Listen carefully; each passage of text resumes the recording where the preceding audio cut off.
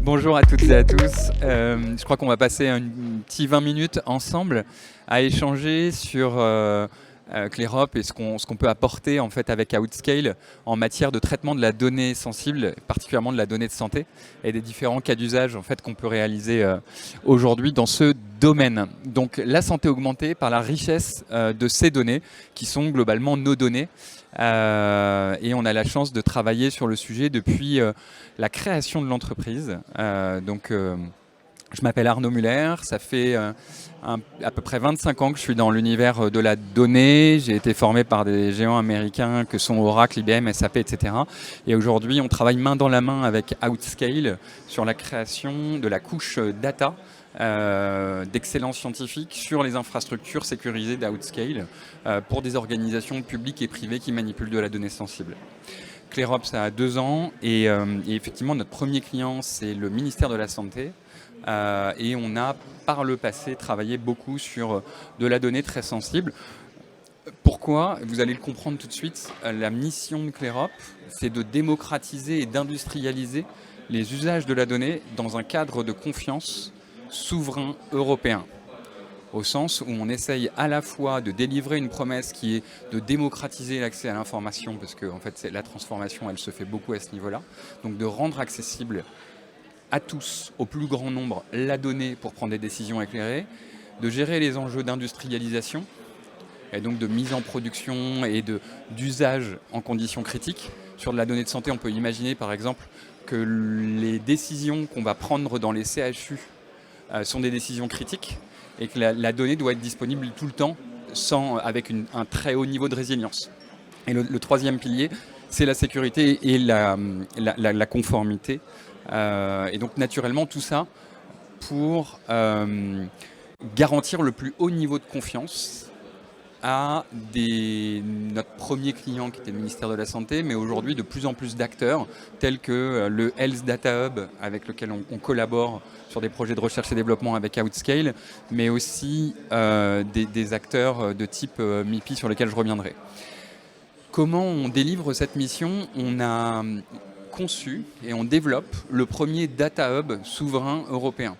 Qu'est-ce qu'un data hub ? Un data hub, c'est un espace de stockage, traitement de la donnée qui répond à un cahier des charges, à des exigences. Et la première caractéristique d'une autre, en fait, c'est que ce data hub, il couvre toute la chaîne de valeur depuis la collecte de l'information en temps réel, quel que soit son format. Donc, on parle de big data, donc ça peut être très bien de l'image, de la vidéo, de la ligne, de la colonne, quelles que soient les bases de données. En fait, on va s'assurer de gérer le plus grand ensemble de typologies de données différents, et ça avec une fréquence qui va être celle des industriels par exemple, donc on va parler de millisecondes, en passant par le stockage, donc des types data lake, entrepôts de données, et on parle beaucoup d'entrepôts de données de santé, j'aurai l'occasion d'y revenir, la structuration, la gouvernance de la donnée, sur ces parties-là, et c'est aussi tout un pan assez clé qui est de savoir qui a accès à quelle information et dans quelle finalité pour prouver en fait qu'on est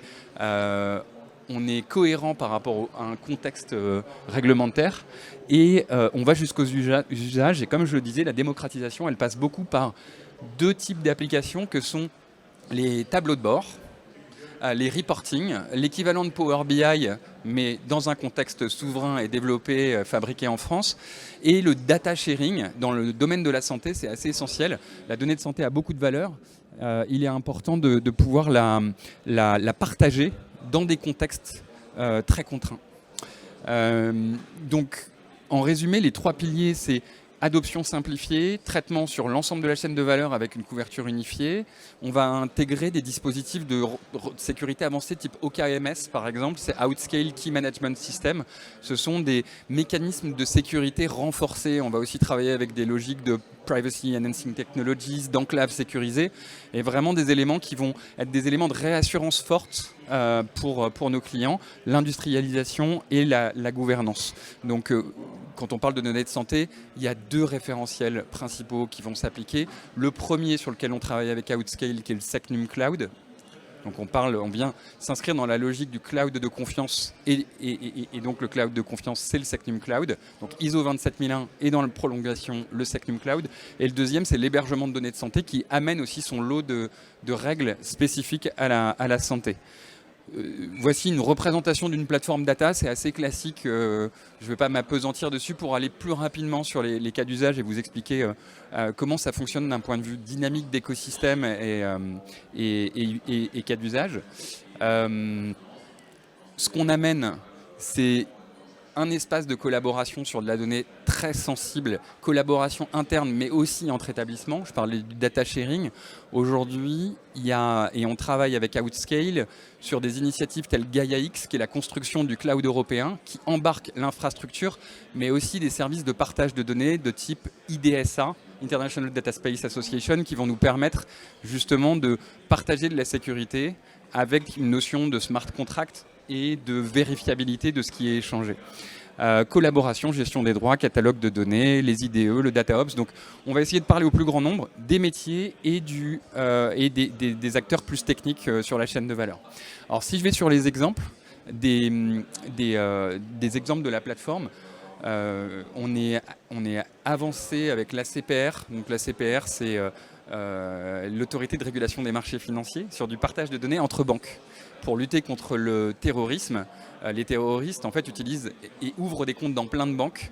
Et donc on a besoin que le régulateur amène une couche de, d'aide aux banques qui naturellement ne vont pas être amenées à partager leurs secrets industriels entre établissements pour lutter contre le blanchiment et lutter contre le terrorisme.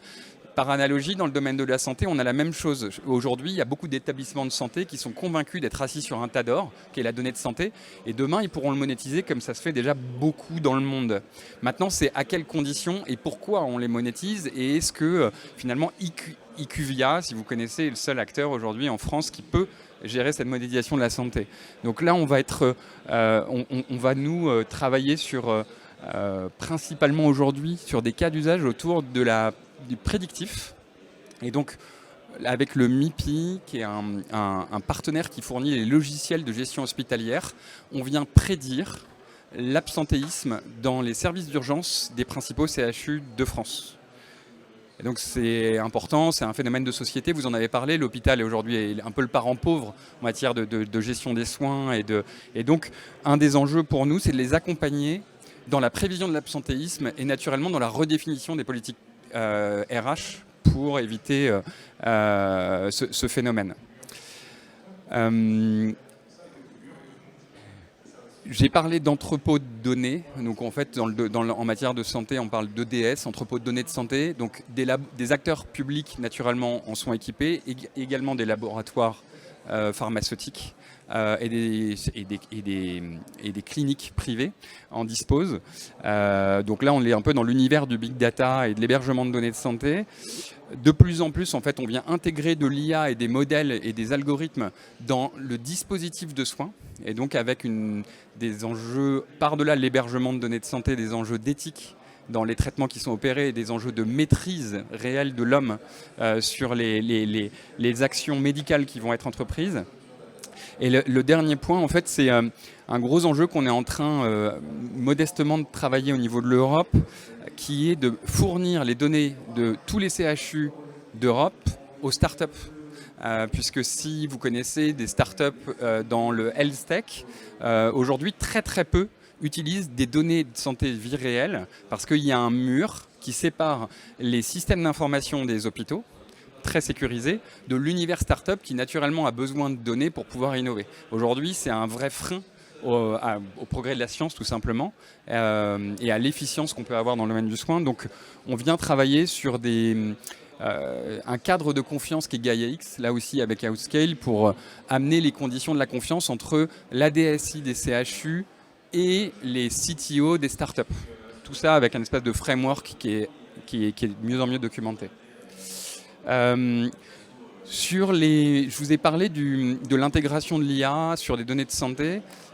Concrètement, ça signifie quoi? Ça veut dire qu'en fait, on vient déployer, nous, une solution logiciel de management de la donnée qui s'appelle ClearHop, qui répond à des exigences sur des infrastructures type Secnum Cloud, donc dans les régions Secnum Cloud et dans les zones étanches de confiance d'Outscale.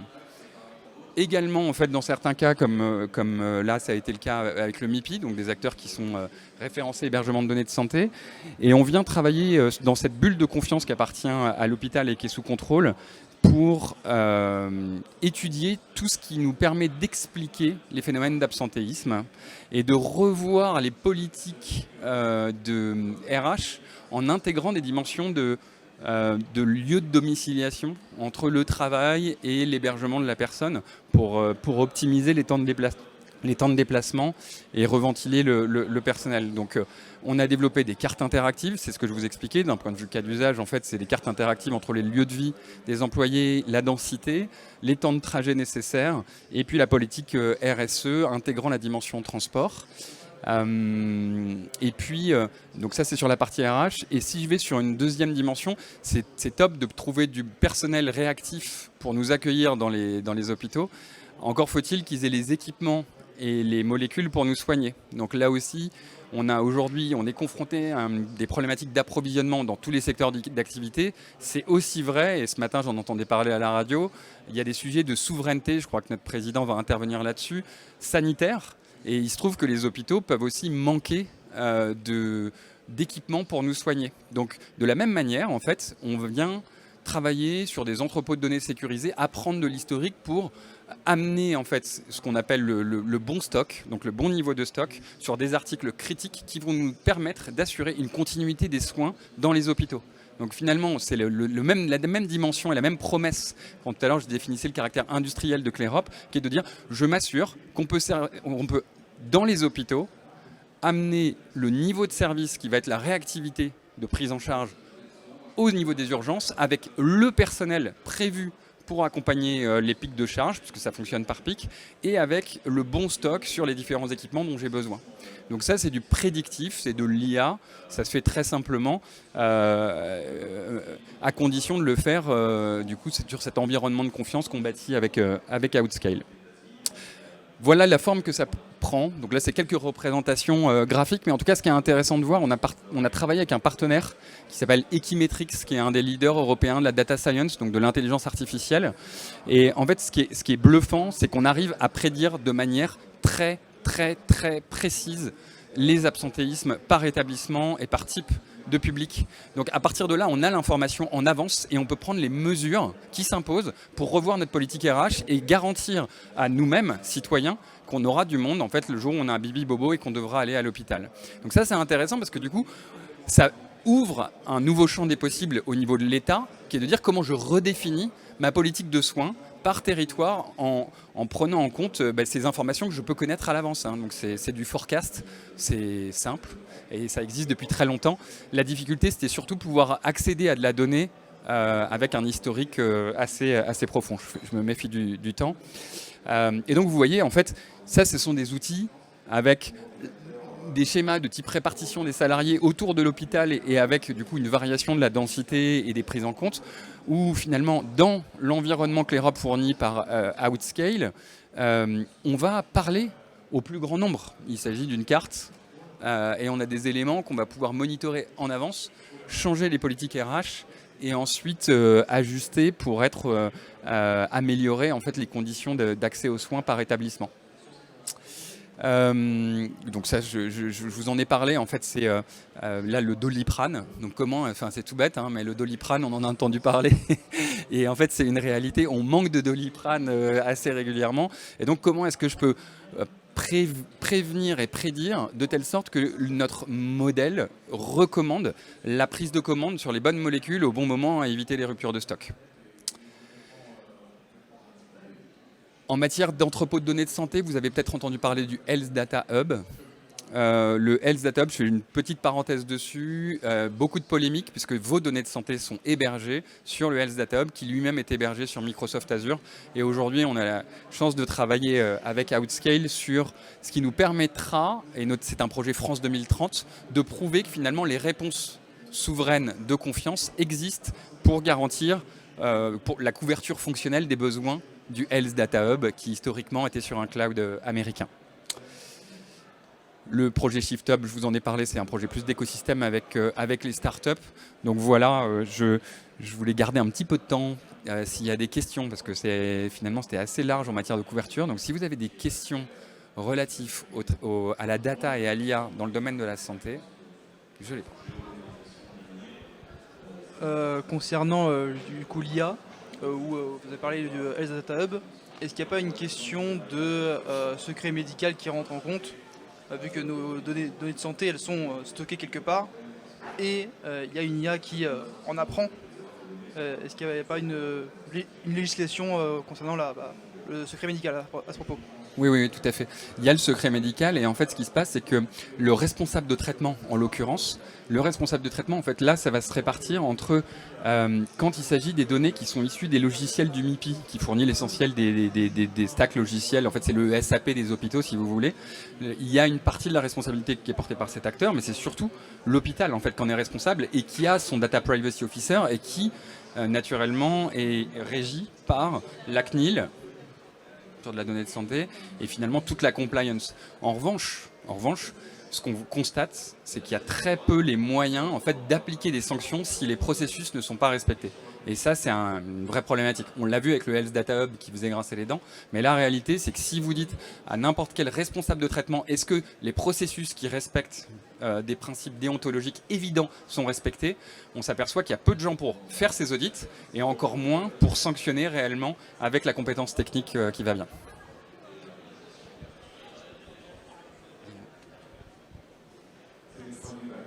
Du coup, j'ai une question sur... Attendez. Ouais. Du coup, j'ai une question par rapport aux données collectées, parce que en fait, parfois les patients, ils ont une question. Est-ce que vous voulez que vos données seront utilisées pour des finalités de recherche, Oui. ou ils seront un petit peu, protégés? Du coup, est-ce que vous gérez aussi cette partie-là? Est-ce que vous offrez une sorte de plateforme ou un système d'information qui permet de donner certains accès pour certaines personnes sur ces données-là? C'est une excellente question. Merci, parce qu'effectivement, ce qui est important, et on l'a entendu à deux endroits en fait. Moi, je suis un acteur des territoires. Je l'ai entendu en Normandie, c'est-à-dire qu'on a donné la parole aux citoyens en disant finalement le digital et la data dans le domaine de santé, vous en pensez quoi? Et tout le monde a dit, tous les citoyens ont dit, on a peur. Donc demandez-nous à quoi ça va servir et je veux pouvoir à n'importe quel moment dire je suis d'accord, je suis pas d'accord, comme on fait avec les newsletters. Ça, c'est la base. Et donc on est en train de l'intégrer dans la conception du premier espace de données de santé régional au niveau d'Equitia, c'est Occitanie Data. Donc avec Purpan, pour ceux qui connaissent Toulouse, en fait ce qu'on fait, c'est qu'on travaille sur un data space, espace de données régional, Occitanie, dans lesquels tous les citoyens de la région Toulouse-Montpellier vont pouvoir accéder à un portail. Donc on en est au stade de conception, accéder à un portail sur lequel ils vont finalement avoir l'ensemble des services sur lesquels ils auront accepté de partager des données sensibles et finalement d'avoir ce référentiel sur lequel j'ai accordé à des responsables de traitements divers et variés des droits pour opérer certains traitements sur mes données. C'est au stade de conception et ça va être une première et c'est encore dans les bacs. Mais c'est une demande de tous les citoyens et c'est pas quelque chose qui existe aujourd'hui. Ça s'appelle Equitia, E-K-I-T-I-A, et ça fait écho justement à la remarque de Dimitri qui est finalement quel usage responsable et éthique de mes données quand on parle d'IA. Et est-ce que cette IA est réellement éthique? Donc, il y a l'AI Act, vous en avez peut-être entendu parler, qui va rentrer en place. On a prévu des regulatory sandboxes, qui sont des espèces de bacs à sable réglementés, pour s'assurer que c'est conforme finalement à des principes évidents européens. Maintenant, c'est qui va les opérer. Donc, Equitia sera très certainement un des premiers opérateurs tiers de confiance pour nous rassurer en tant que citoyens sur l'usage responsable et éthique de nos données à des fins diverses et variées de qualité de soins. Ouais, bonjour, justement moi ça allait un peu dans le même sens.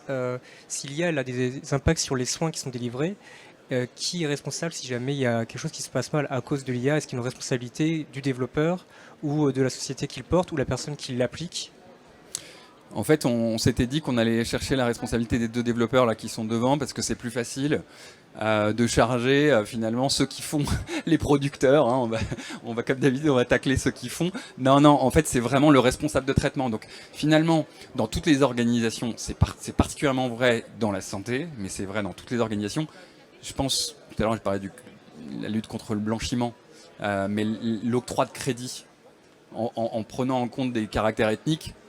Les banques sont responsables. Et donc, le responsable, c'est en l'occurrence l'hôpital et celui qui est Data Privacy Officer. En fait, c'est le responsable de traitement au sens du RGPD. Hein, c'est pas... Et donc, d'où l'importance d'avoir un code qui est auditable et des traitements qui soient rendus auditables et facilement auditables par des sortes de tiers de confiance comme le bureau Veritas quand vous amenez votre véhicule au contrôle technique. Hein. Je donne des exemples avec bah oui, vous pouvez rouler parce que en fait votre véhicule ne risque pas les freins vont pas lâcher quand vous allez croiser l'enfant sur le passage piéton et donc vous pouvez rouler tranquille. Il va y avoir ce type d'acteurs qui vont émerger. Voilà, on en a terminé, je crois qu'on a dépassé. Merci pour votre attention, je reste disponible, on a un stand également Clerop si vous avez d'autres questions.